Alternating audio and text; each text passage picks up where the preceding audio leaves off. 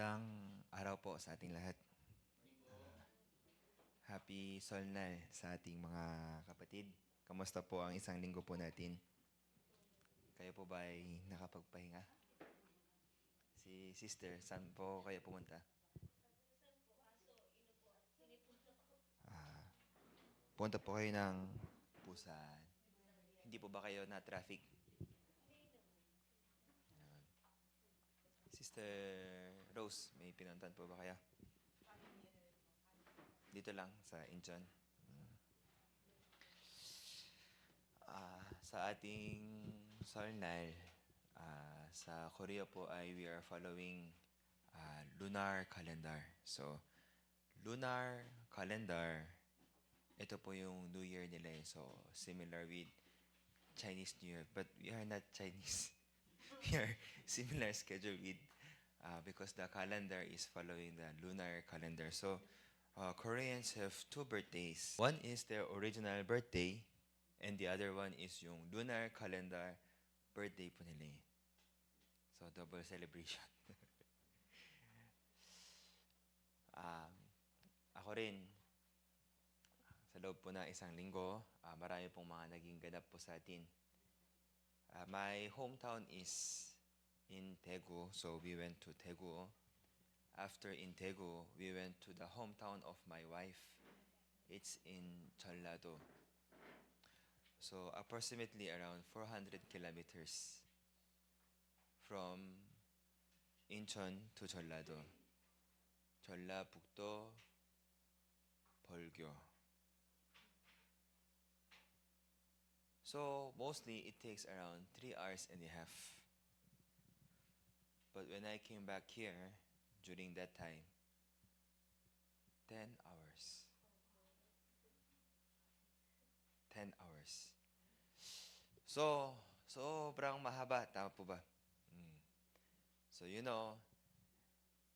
hours travel is long or not? Very long. Pero ako, hindi ko po na namalayan itong 10 oras dahil kasama ko yung asawa ko sa loob ng kotse. Siya po ay 10 hours na tulog din.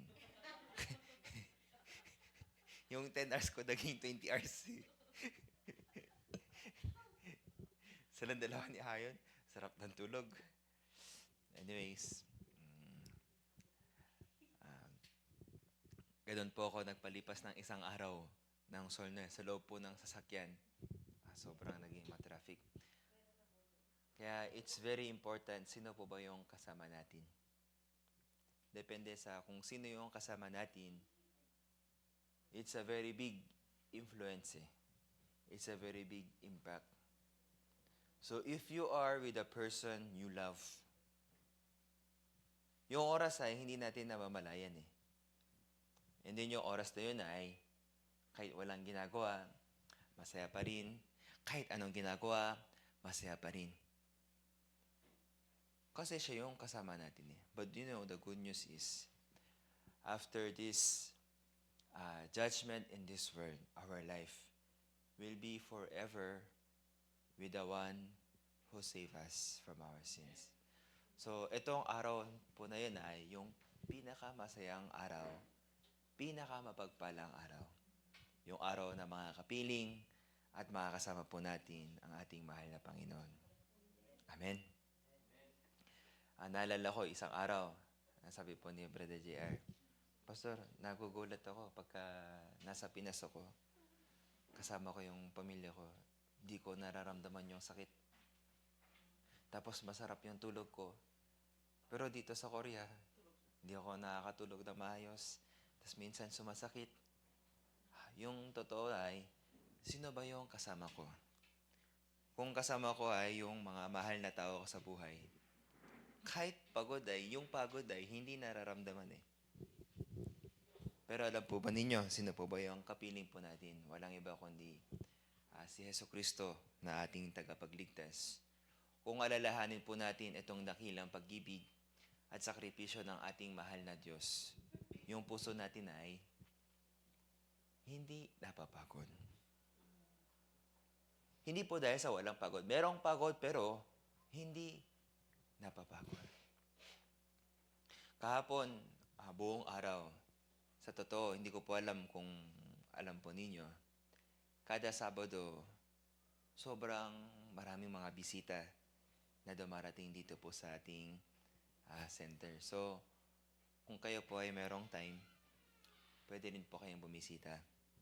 Pwede rin po kayo makisama, pwede rin po kayong tumulong, pwede rin po kayo mag-assist. Kasi mula po umaga ng alas 9, meron pong driving class.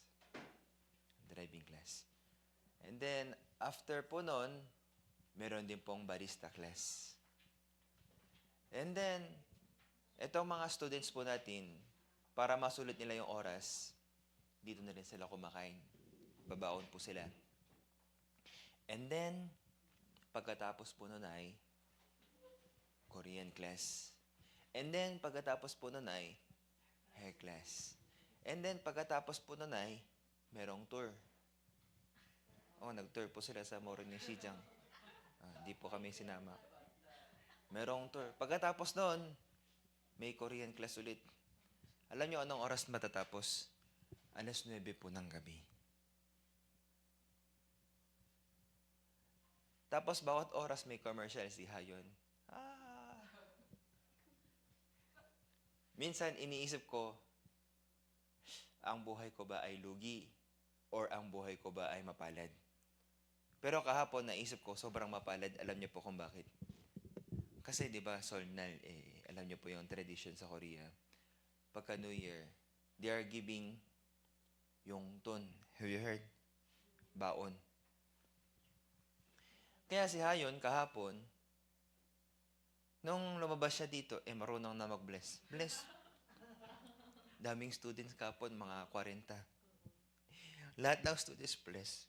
Bless. Yung isang ate, biglang naglabas. Manon. Yung katabi niya nahiya. Ako din eh.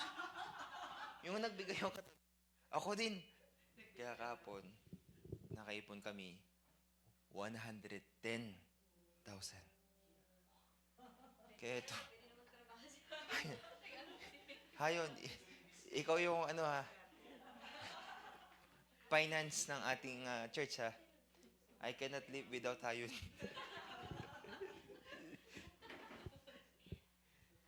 Nung kami, pumunta kami sa mga hometown namin. Ito mga lolo, lola, mga tito, tita, sila rin nagbigay. Nung pag-uwi namin, itong baon ni Hayon umabot ng 1 million. Wow. Kaya sabi ko sa asawa ko, next time, dapat hindi lang as isa yung anak natin. Dapat dalawa. Tatlo. Pero naalala ko, dito po sa KFC Center natin, meron din po pala tayo mga inaanak. Merong B-Boy, Deshi, Vincente, 4. Kung ganun, kailangan din magbigay sa kanila o hindi? Oh. Kaya itong tubo galing kay Hayon, nabawasan. May kahati. Anyways, masaya po ba ang ating Solnay?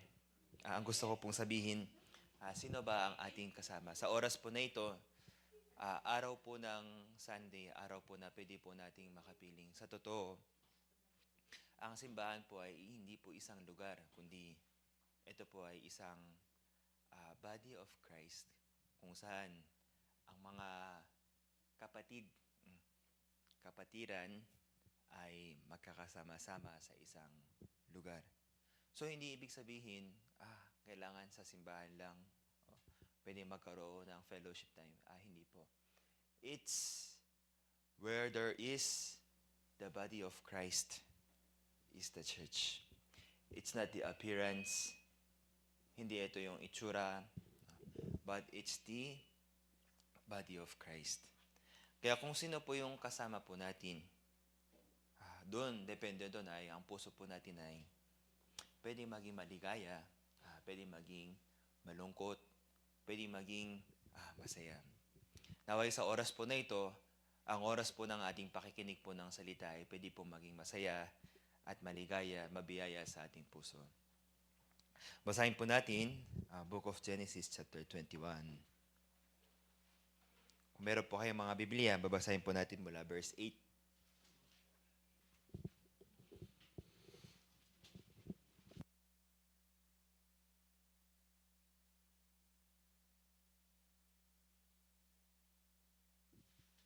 Kung nakita nyo po, basahin po natin.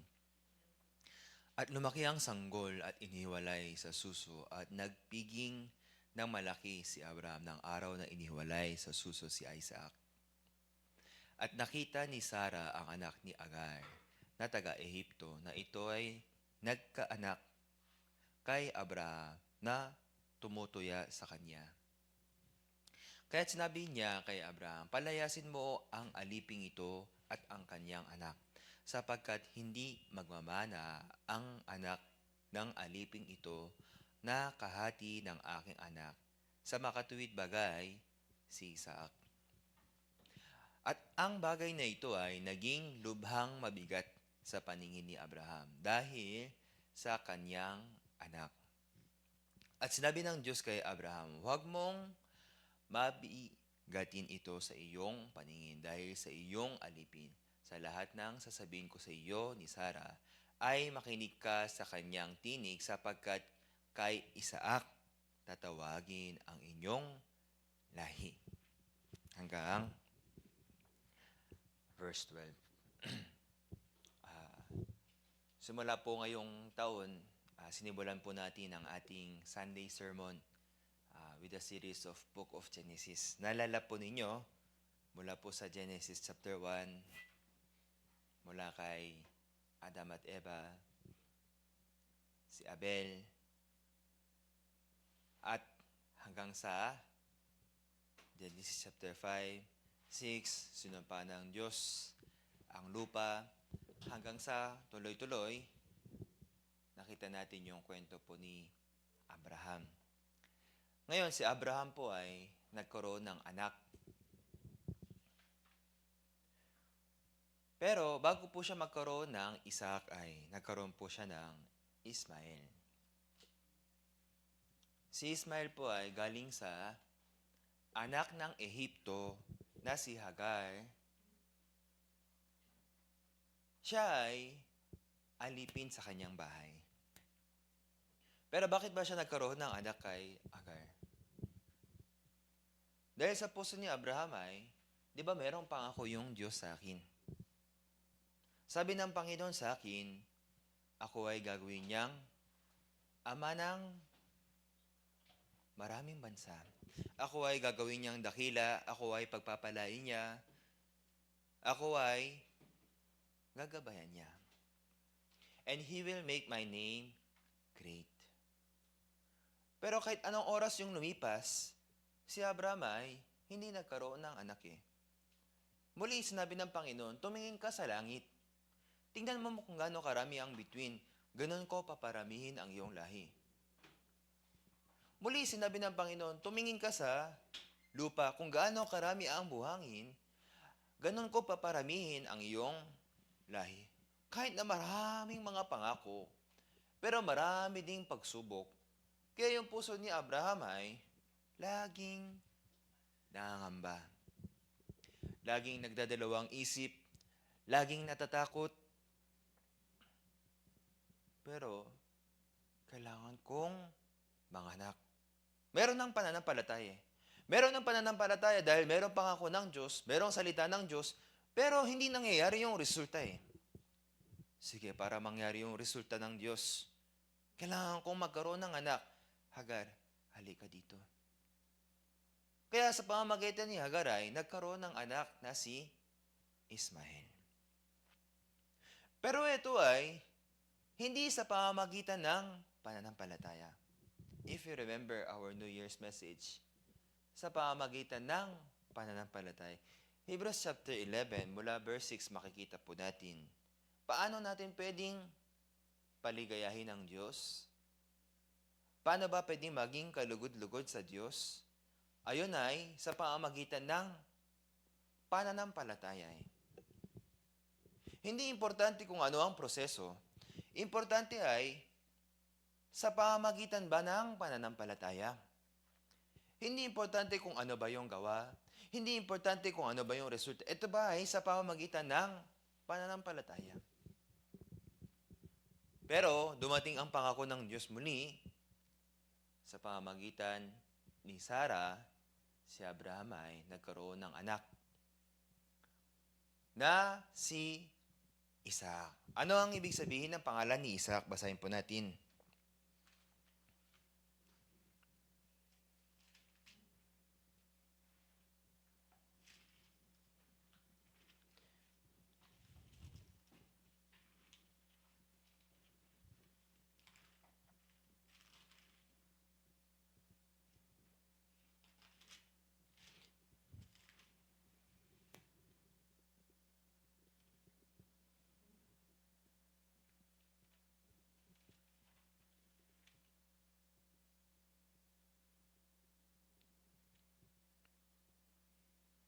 Verse 5.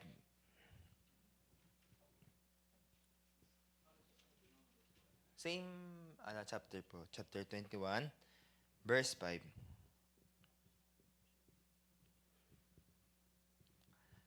At si Abraham ay may 100 taon nang sa kanya'y ipinanganak si Isaac na kanyang anak. Verse 6. At sinabi ni Sarah, pinatawa ako ng Diyos. Sino mang makarinig ay makikitawa. Next.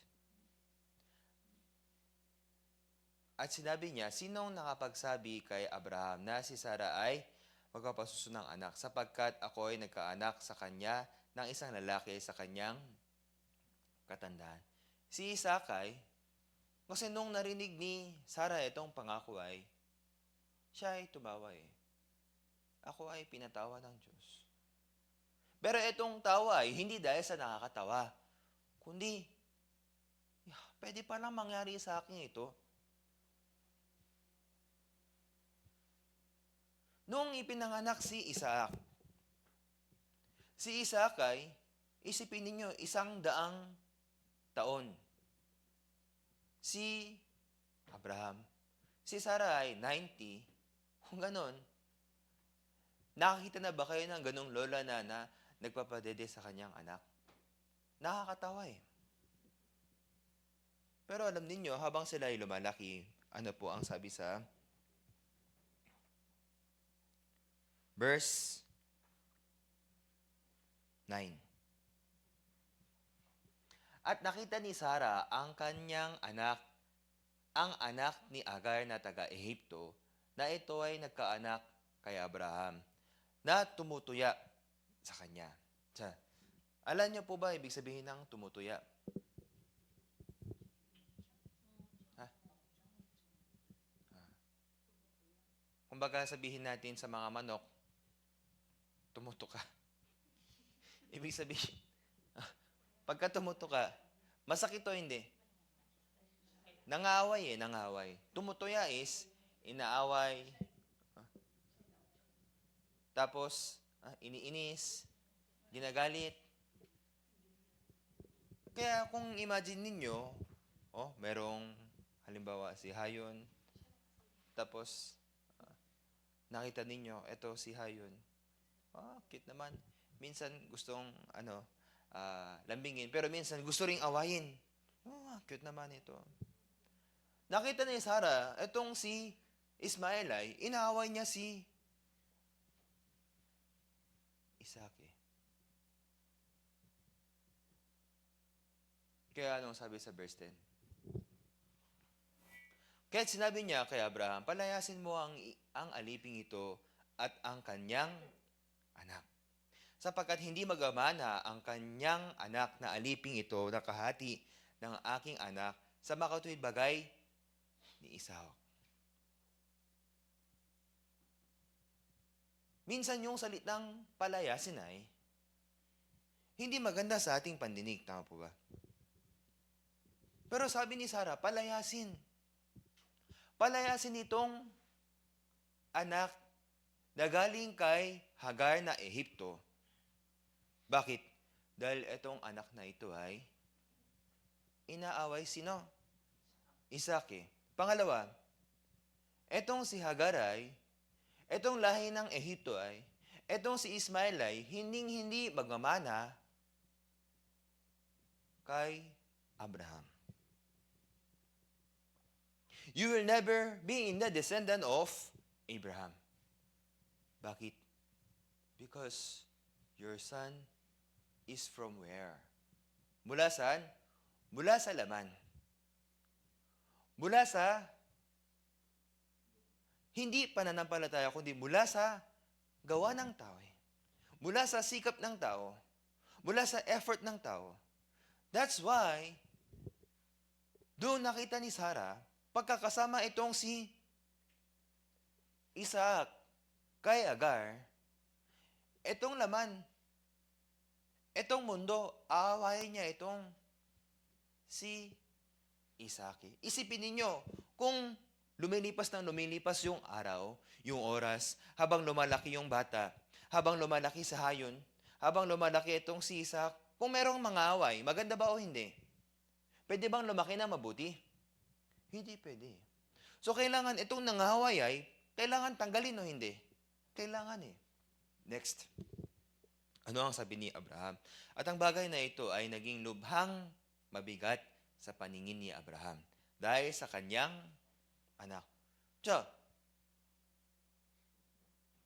Kaya naging lubhang mabigat dahil si Ismael ay anak o hindi? Anak pa rin eh.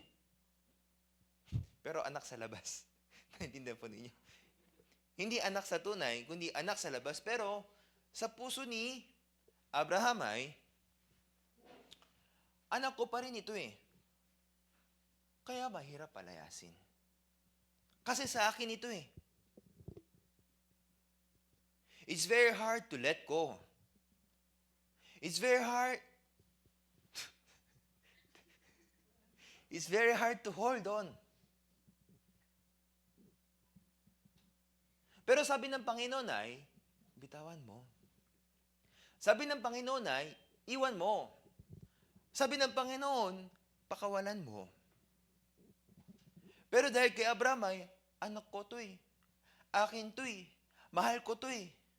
Kaya mahirap bitawan. Sayang to, anak ko to eh, mahal ko to eh. Cute tong anak ko eh. Pero alam niyo, yung Diyos ay nakipag-fellowship eh. Ibig sabihin, nang nakipag-fellowship ay, nagkaroon ng heart-to-heart talk. Abraham, halika dito. I-explain ko sa iyo kung bakit. I-explain ko sa iyo kung bakit mo kailangan bitawan. Kahit na mahal mo yung anak mo, kahit na siya ay anak sa labas, pero anak mo, at naintindihan kong lubhang mabigat sa iyo, pero kinakailangan mong bitawan. I-explain ko sa iyo kung ano yung dahilan. Sasabihin ko sa iyo kung bakit mo kailangang iwanan. Bakit? Basahin po natin. At sinabi ng Diyos kay Abraham. So, ito na, nagsimula na yung heart-to-heart fellowship nila, no? Huwag mong mabigatan ito sa iyong paningin. Dahil sa inyong alipin, sa lahat ng sasabihin ko sa iyo ni Sarah, ay makinig ka sa kanyang tinig. Sapagkat kay Isaac tatawagin ang iyong lahi. Sabi niya, huwag kang mabigatan. At sa lahat ng sasabihin sa iyo ni Sarah, ay makinig ka. Kung ano ang sasabihin ni Sarah, kasi siya yung nakakaalam eh. Siya yung nakakita eh. Siya yung witness. Kung ano yung sasabihin niya, yun ang pakinggan mo. Sapagkat kay Isaac, tatawagin ang iyong lahi. Ibig sabihin, ang iyong lahi ay nakasalalay lang kay Isaac. Si Isaac lang ang magmamana. Si Isaac lang ang magpapatuloy. Kaya siya ang kailangan mong pahalagan. Siya ang kailangan mong palakihin. Siya yung kailangan mong alagaan. Kasi kung hindi mo papakwalan yung isa, si Isaac ay hindi lalaki. Hindi siya lalago. Hindi siya magmamature. Bakit? Kasi merong kapatid na nangaaway kay Isaac. Naintindihan po ba natin? Next. At ang anak din naman ng alipin ay gagawin kong isang bansa sapagkat siya'y anak mo. Next.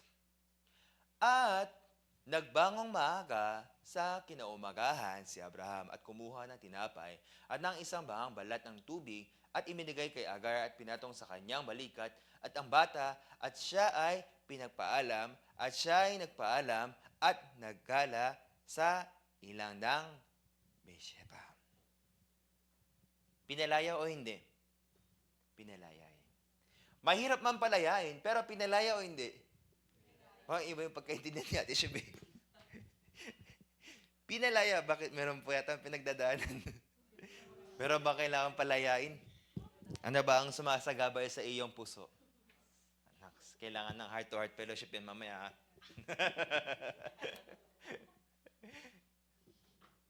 Mahirap man palayain, ito ay isang lubhang mabigat sa kanyang puso, pero sabi ng Panginoon, kailangan mong bitawan. Kailangan mong bitawan para si Isaac ay lumago. Ibig sabihin, you have to let go someone so that the other one can grow. It means you have to sacrifice one so that the other will grow. But you know the deeper meaning of this spiritual message ng ating Panginoon. Hindi lang ibig sabihin ng kailangan ng magpalaya, but because this Agar na si Ismael ay hindi sa pamamagitan ng laman. Hindi sa pamamagitan ng pananampalataya. Sa madaling salita ay, yun ay laman. Yun ay mundo. Yun ay kaaway ng Diyos. Ano ang kaaway ng Diyos? Anything that is not from faith. Ano ang masama? Anything that is not in Jesus. Kasi si Jesus lang yung banal. Si Jesus lang yung malinis. So, ibig sabihin, anything that is not from Christ, anything that is not from Jesus, lahat ay masama o hindi? Yes, the only thing that is holy, clean, ay walang iba kundi si Jesus eh. Then the rest, lahat ay masama.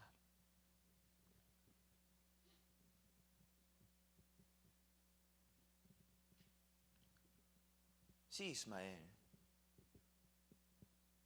Galing man kay Abraham. Pero ito ay hindi sa pamamagitan ng pananampalataya. Ang bagay na hindi sa pamamagitan ng pananampalataya ay yun ay laman. Yun ay kaaway. Yun ay masama. Pero itong si Ismael, kung kasama ng sa pamamagitan ni Isaac. Ano ba si Isaac? Isaac represents the image of faith. Si Isaac ay sa katandaan, pinatawa si Sarai. Pwede pala ako manganak. Talagang nakakatawa. We cannot imagine, we cannot understand. Pero si Sarai nanganak sa kanyang katandaan. Kahit patay na yung kayang bata, kahit na siya ay matanda, pero siya ay naglihi, siya ay nanganak, at nagkaroon ng Isaac. Ngayon, habang pinapalaki si Isaac ay, merong kasamang galing sa laman eh. Naintindihan ninyo? Kay Abraham ay, merong dalawa ngayon eh. Merong isa sa laman, merong isa sa espiritu eh. Itong dalawa, pagka magkasama ay, hindi pwedeng lumago ang spirit. Everyone, God wants to speak. If you want to grow spiritually, hindi pwedeng kasama natin yung laman natin. Kung gusto natin lumago sa loob ni Kristo, si Kristo lamang. Si Isaac lamang. Pero sa atin, ano bang meron? Merong Ismael. Anak ko to eh. Mahal ko tong anak ko. Galing to sa akin eh. Kaya mabigat sa ating puso. Marami pong bagay mabigat sa atin. Maraming bagay kailangan nating pagpiliin sa dalawa. Pero ano ba yung mas matumbas? Ano ba yung mas matimbang? Ano ba yung mas lamang? Sa puso ko, kung hindi ko kayang iwan si Ismael, then si Isaac ay mamamatay. Naiintindihan po ba natin?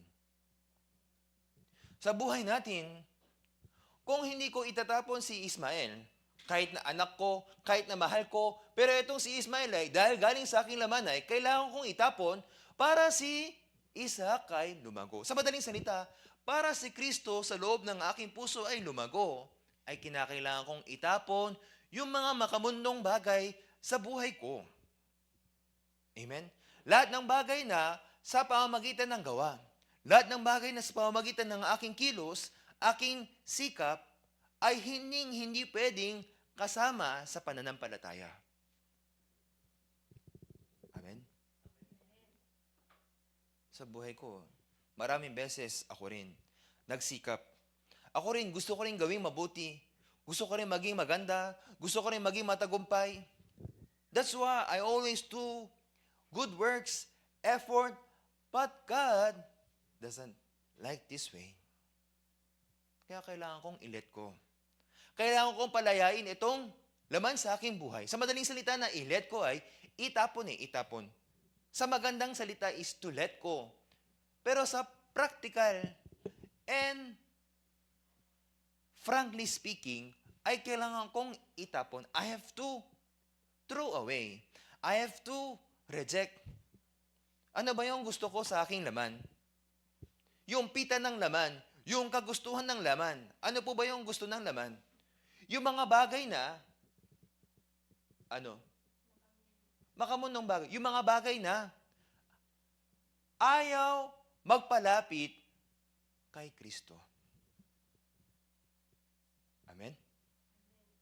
Gusto ba ng laman? Bible reading? O Facebook scrolling? Facebook, di ba? Facebook muna eh. Daming trending sa Facebook eh. Mas gusto yung laman kesa sa Espiritu eh. Pero kailangan natin magdesisyon. Bakit? Kasi kung hindi magdidesisyon ngayon ay, si Abraham, sa kanyang buhay, kung hindi siya magdidesisyon ay, si Isaac ay hindi pwedeng magmana ng kanyang lahi. Si Isaac ay hindi pwedeng lumaki. Si Isaac ay hindi pwedeng lumago. God wants to use Abraham. There are so many plans of the Lord for Abraham. There are so many works of the Lord for Abraham. God wants to use Abraham to guide the Israelites para pagpalain ng mga tao, para gamitin ng mga tao sa kaluluwatian ng Panginoon. Pero habang si Isaac ay hindi makalago, hindi lumaki, hindi pwedeng kasama si Ismael. Abraham, mahirap man tanggapin, masakit man sa puso, pero kailangan mong itapon si Ismael. Yung mga pita ng laman, ako gusto ko pa magpahinga, ako gusto ko pa ng ganito, ako mas gusto ko ng ganito. Ano mas maganda, kumita or mag-volunteer? Kumita, syempre. Ang hirap magtrabaho ng walang income, tama po ba? Yun ang realidad. Pero kung makikita at matutuklasan po natin yung puso ni Jesus, nakita niyo po ba si Jesus every time na nagpagaling siya or dahil pinagaling kita sa sakit mo, bayaran mo ako ng 8 na? Meron ba? Wala eh. Anong tulong, anong kilos, anong milagro na ginawa ng ating Panginoon ay, lahat ng bagay na yan ay, pawang biyaya lamang eh. Yung kaligtasan ni Jesus. Siningal ba tayo? Hindi. Kaya buong buhay, tayo ay merong utang na loob sa ating Panginoon. Amen? Meron bang tao na walang utang na loob? Lord, ba't mo ako niligtas? Dapat di mo na ako sinani. Dapat yung mga Koreano na lang niligtas mo, wag na yung mga Pilipino. Meron bang ganong tao? Wala eh. Pero yung Diyos ay walang pinipili. Bakit? Lahat ng tao ay iniibig ng Panginoon. Pero tayong mga tao, tayo ay hindi natin natutuklasan. Ano ba itong dakilang pag-ibig ng Diyos? Once na matuklasan natin ang dakilang pag-ibig ng Diyos sa ating buhay, tayo rin ay pwedeng mabuhay katulad ni Jesus. Amen? Because we are made according to the image of Christ. Nilikha ng Diyos ang tao para saan? Para pagsilbihan ng ibang tao o para pagsilbihan ng Diyos? Para pagsilbihan ng Diyos. That's why, while we are living with Ismael, God is not happy.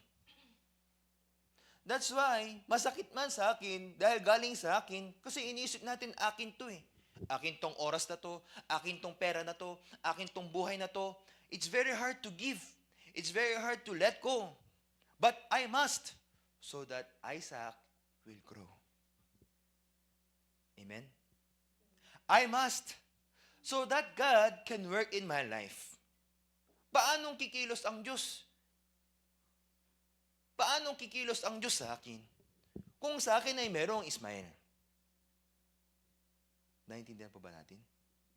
Para mas madali po nating maintindihan. Sister Rose, kaya nyo bang ibigin yung asawa ninyo kung merong ibang kabit? Kaya o hindi? Hindi pwede. Paano mamamahalin? May mahal ng iba. Naintindihan ninyo? Ang gusto ninyo, yung mahal ay ikaw lang or meron ng iba. Hindi pwede. Kaya kailangan ay si Ate Rose lang. Para lahat ng pag-ibig ng asawa mo ay sa'yo lang eh. Tama po ba? Yes. Yun ang puso ng Panginoon sa atin eh. Pero madalas, sa puso natin, ang hirap itapon ng laman. Bakit? Kasi akin to eh. Gusto ko to eh. Mahal ko to eh. Imbes na sa oras ng pagbabasa ng Biblia, pananalangin sa Diyos, tapos sa pagtatrabaho ng mga gawain ng Diyos. Mas gusto ko yung ganito. Ano ba yung mas gusto? Lahat yun ay pita ng laman eh. Pero kung hindi ko papatayin itong pita ng laman, I cannot live with Christ. Kung hindi ko itatapon yung laman, I cannot live with Christ. And if I want to live with Christ, I have to throw away all of this flesh. Now, I have to decide. Why? Kasi kailangan na lumaki ni Isaac eh.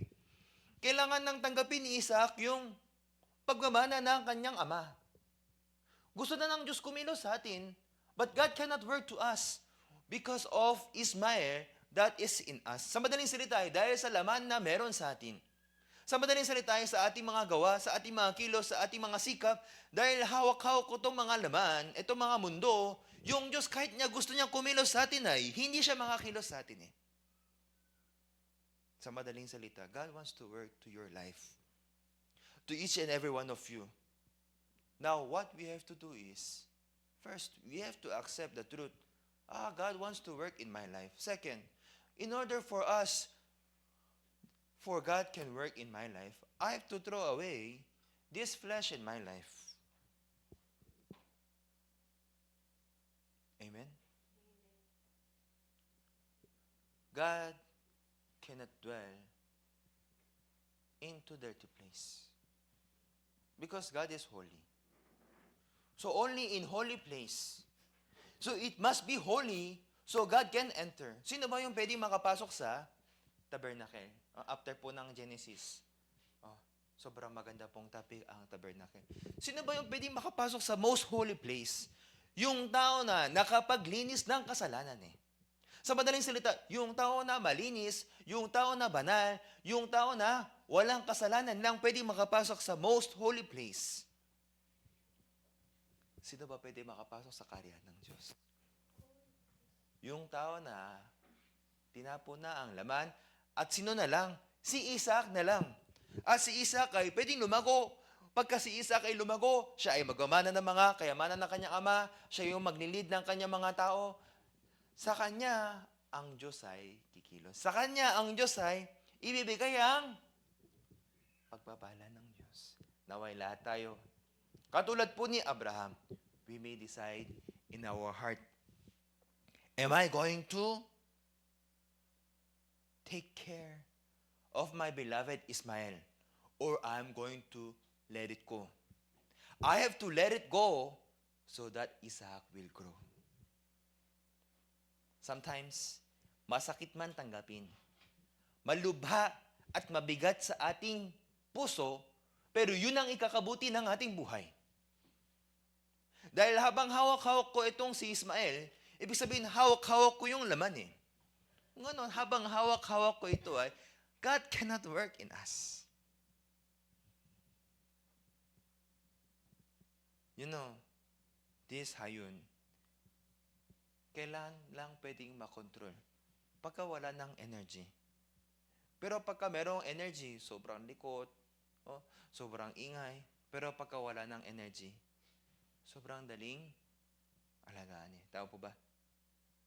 Likewise, pagka sa atin ay wala na yung laman, that is the time, it's the time that God can work in our life.